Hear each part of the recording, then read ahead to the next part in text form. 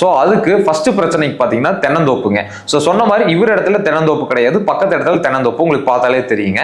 So அதுக்காக தென்னை மட்டை விழுந்ததுன்னா இவர் ஃபென்சிங் மேலே விழுவுக்காக அந்த ஒரு சைடு மட்டும் பார்த்தீங்கன்னா நம்ம வந்து ஸ்டே ஒயர் யூஸ் பண்ணி ப்ராப்பராக அரெஸ்ட் பண்ணி கொடுத்துட்டோங்க. ஸோ இதுலேருந்து மட்டை விழுந்ததுன்னா உங்களுக்கு செயின்லிங்க எந்த வித பாதிப்புமே ஏற்படாதுங்க. ஸோ ரெண்டாவது பெரும் பிரச்சனை பார்த்தீங்கன்னா மழை பெஞ்சதுன்னா ரோட்ல இருக்கிற தண்ணிகள் ஃபுல்லாகவே வந்து இவர் இடத்துக்குள்ள தான் வருங்கிறனால முன்னாடி வந்து ஏரி போடுன்னு சொல்லி சொன்னாருங்க. ஸோ கஸ்டமர் சொன்னதுன்னா நீங்க ஃபென்சிங் போட்டுருங்க, அதுக்கு மேல ஏரி போட்டு மண்ணு போட்டு அணைச்சுக்கிறேன்னு சொல்லி சொன்னாருங்க. பட் நீங்க அந்த மாதிரி பண்றீங்கன்னா கண்டிப்பா வந்து செயின்லிங் வந்து ரஸ்ட் ஃபார்ம் ஆகான வாய்ப்புகள் அதிகமா இருக்குதுங்க.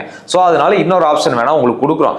10 அடியில சிமெண்ட் போஸ்ட் போட்டு உங்களுக்கு வலையை வந்து மேலே ஏற்றி கட்டிடுறோம். நீங்க வந்துட்டு கீழே வந்து மண்ணு போட்டான சொல்ல கீழே கல்லு கட்டடம் கட்டியோ அதுக்கு தகுந்த மாதிரி ஒரு பிளானிங் பண்ணுறோம்னா பண்ணிக்கலாம் அப்படின்னு சொல்லி நாம் சஜஷன் சொல்லியிருந்தோங்க.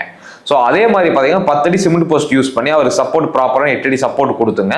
அதுக்கான வலையும் வந்து மேலே வச்சு கட்டி கஸ்டமர் கேட்ட மாதிரி கீழே கேப் விட்டு ப்ரொவிஷன் கொடுத்துருக்கோங்க.